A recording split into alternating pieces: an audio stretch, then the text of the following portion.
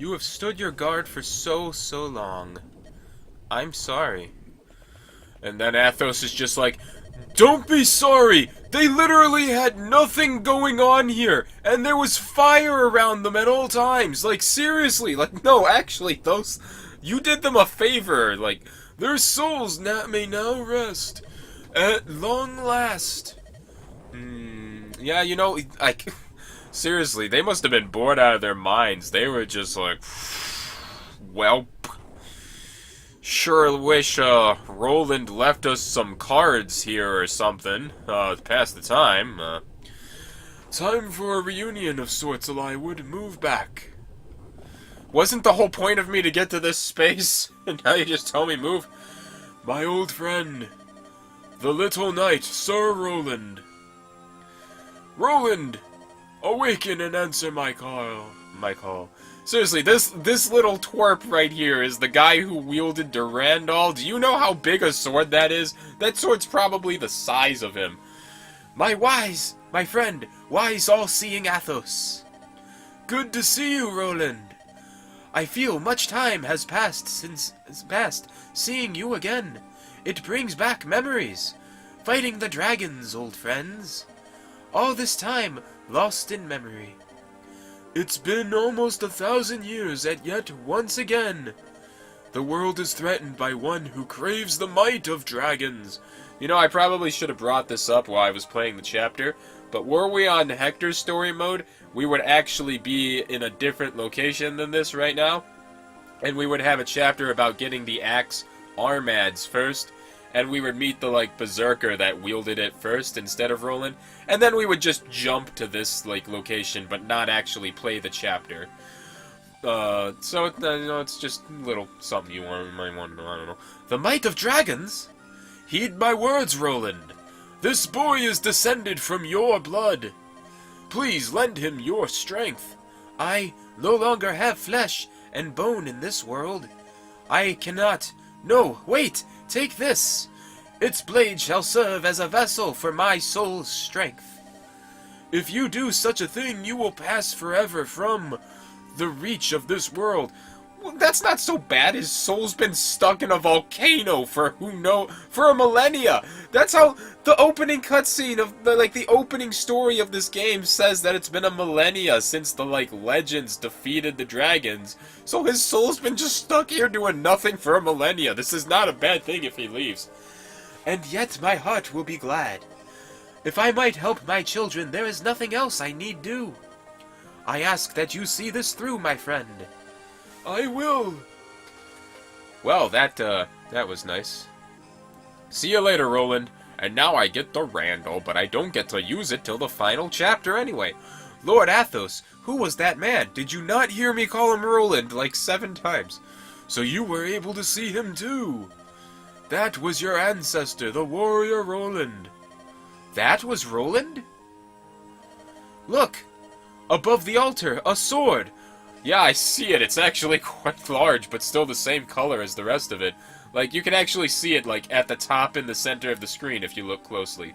Take it! It belongs to you now! It's the same color as the altar, so it kind of blends in a little. Whatever. You know, in truth, what I'm saying right now about seeing the sword, I actually never noticed that until literally right now. What a wondrous blade! Durandal, the sword of sacred fire. Neat. And then, okay, so, if we were on Hector's story mode, we would have done Hector's chapter about getting Armads, and then after we did it, they would have had a conversation with, I can't remember his name. Oh, what? This is a scene, okay. Durandal, the sword of sacred fire. This is a scene that goes on without me pushing buttons, sorry. It's strange, isn't it? I've never seen it before. And yet, it feels so familiar. Something important's gonna happen, so it just opens into a scene that I have no control over. I will use this to battle Nurgle. Come to the Dragon's Gate. What? Whoa. The sword! It's glowing! Watch out! Something's coming! So if we did Hector's story mode, we would have just jumped right to this scene after you cleared that chapter, not actually doing that chapter. It can't be! It's a dragon! No! How is it possible? Get back! Everyone! This is, Now we learned that dragons are apparently Durandal's trigger warning. Because, well, you're literally about to learn that Eliud did not actually do that. The sword took control of him and just slayed the dragon for him. Eliud, are you alright? I think so. My body moved on its own. It was as if the sword itself was guiding my arm. The sword of sacred fire was made to combat dragons. With so much power, who can say what it might be capable of? The sword is almost sentient, but this ice dragon, surely, is something the matter? Lord Athos? Yeah, something's horrible, man. No! Oh, this is the worst scene of the game. Let me be the one to answer that. Oh, I hate this scene so much. Blackheart, Nurgle! Ninian proved useless. I've come for a replacement. See ya, Nils. Just warp him to you. Oh, this is gonna be as bad as when Layla died. Nils! Don't waste your breath. He won't be awake for some time. Nils will do for me what Ninian would not. I never noticed Eliud turning black at this scene. Is that normal? Scum, what have you done to Ninian? It's not what I've done. It's what you've done, Eliud. What? Eliud, did you never once question it? Why the siblings were needed to open the Dragon's Gate?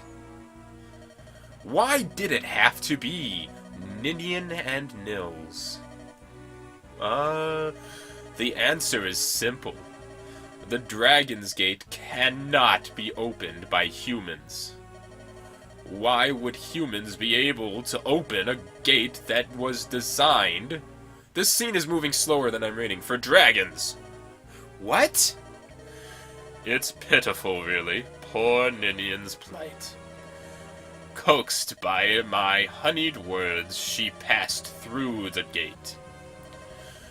Though unable to return home, she refused to aid me and wandered lost and alone until she was slain by the hand of the one she loved. What? What is going on with Eliud in this? What are you saying? I don't remember him being black. I think something's wrong here. Can you not guess? Or is it that you are afraid to know? Very well, let me tell you, Eliud. The ice dragon there. The beast slaughtered by your hand. That is Ninian. The girl you loved. The girl you swore to protect. She returned to her true form and lost all human memory. Yet you, above all else, remained in her heart, and she came here. Look upon the creature you have slain. That is Ninian. Oh, yeah, no, it's true. Go on, look. She's using the last of her strength to take human form for one last time. I believe there may still be time enough to say farewell. You know, of course, that you cannot save her. There we go! Nurgle, you foul demon! It's not me, you, Eliud. You killed her. You. Calm down. Get a hold of yourself. Eliud.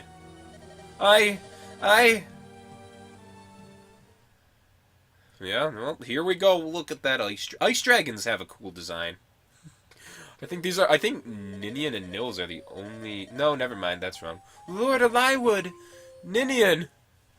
I was gonna say, I think they're the only ice dragons seen in Fire Emblem, but never mind. There were like a ton of them in Mystery of the Emblem. Ninian! Ninian! Eliud! Ninian! Please! Ninian! Don't die!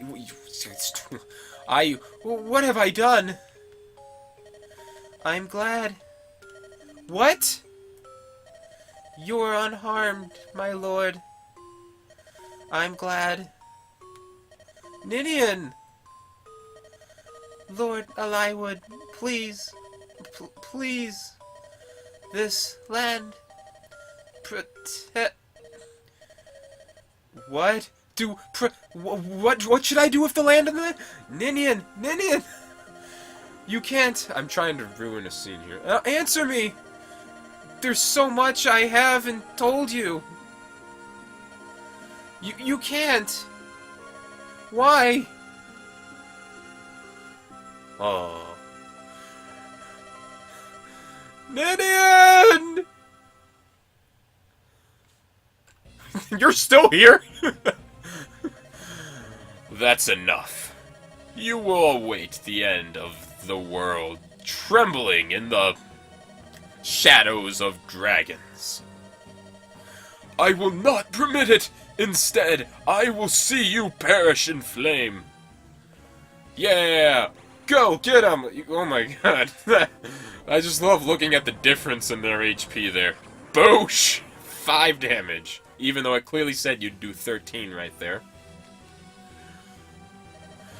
The purest fire, flame breath. Very impressive, Arc Sage Athos. However, fire is no longer my foe.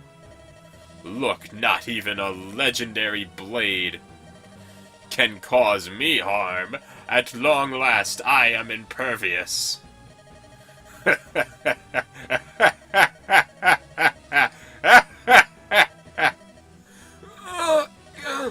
Miserable, aren't you, Athos? Yet out of respect for the great man you used to be, I'll leave. After all, 500 years ago, we followed the same path, did we not, old friend? Well, there goes Nurgle. What do we do now? Not even legendary weapons can stop him. Oh, is this Nils waking up? I kind of forgot that he didn't take you. Nils, you're awake! Are you okay? Ninian? Ninian? Ninian? Where is my...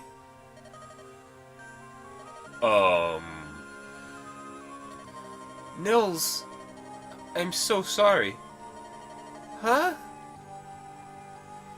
And now we get more screams.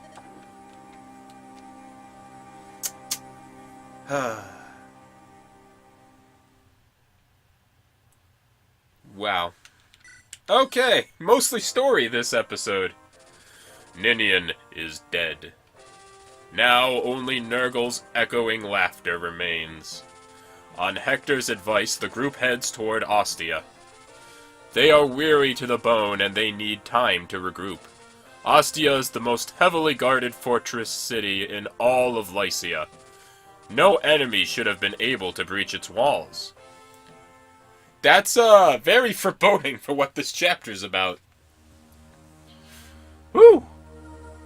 Sands of Time. This chapter, I don't know, this chapter's kinda long, but also isn't. Lord Hector! We're pleased to see you home and alive and well. Where's my brother? He departed yesterday for a conference in Etruria. He's scheduled to return in a half-month's time. Etruria? That's a pity. Go and prepare rooms for my companions. They need rest. Yes, my lord. In case you didn't catch it actually happening, or in case it, because it was pretty subtle, the guards actually were surprised to see Hector there, and you'd learn why in Hector's story mode, because there's something, pretty serious going on that you only learn about in Hector's mode. Greybeard, you know something, don't you? Tell me, what are we supposed to do now? A moment, lad. Yes, I suppose you've a right to know. Oh, man, I can't end it on this story. This is too good. I first met Nurgle some 500 years ago, wandering the Nabata wasteland. Like me, his only drive was the search for truth in this world. We were equals in power and knowledge, and we became fast friends. We believed we could solve the mysteries of the world. We truly believed. So what happened? A disagreement made at the height of our quest. One day, as I charted the mysteries of Nabata, I came across the most amazing village. It was unbelievable, but in that place, humans and dragons lived together in cooperation. Dragons and humans? No, humans and dragons. Nah, are you telling me they could live together in peace? Yeah, Roy visits that village 25 years from now, and they're still doing it. At first I doubted what my own eyes showed me. But yes, the village truly did exist. That's amazing. The dragons that I beheld there, they were both similar to and different from the dragons I had fought hundreds of years before. Yeah, they were pretty neat. What's up, Eliwood? Eavesdropping, you can go in. We're all friends here. Ah, Eliwood, are you? Please, go on. As you wish. Oh, yes. I actually love this music right here, so I'm just going to take a moment. They had refused to fight humans in the war, and instead they retreated to this wasteland. There's a fire dragon and an ice dragon in the background I can see there. They desired nothing but to remain hidden from the outside. Nurgle and I crafted a barrier and created an oasis for them. Upon their invitation, we lived there with them. Our life there, it was calm and satisfying. At some point, the village became known as Arcadia, a place of perfect peace for travelers gone astray. Arcadia? The dragons' libraries were a dream come true to us. We studied their language and history with unbridled passion. A century, then too, time passed in an eye's blink. And yet, slowly our thoughts turned down different paths. In what way? I wanted to share the dragon's wisdom with others. My hope was for our earthly paradise to spread outward. And Nurgle? Nurgle, he took the dragon's knowledge. He learned the art of stealing the essence from living creatures and turning it into power. It was terrible. When we discovered what he was doing, the elders and I tried to persuade him to stop. But the power bewitched him, and he was deaf to our pleas. There's more to it than that, so I'll explain later. He started with small creatures and grew even more confident.